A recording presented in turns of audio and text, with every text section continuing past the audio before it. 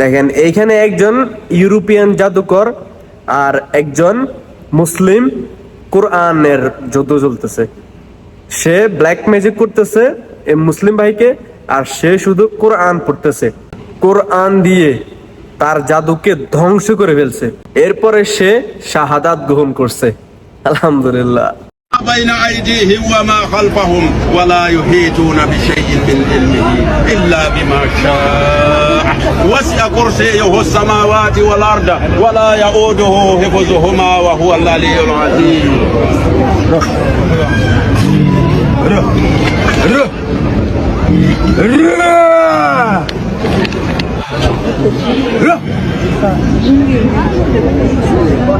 أعوذ بالله من الشيطان الرجيم.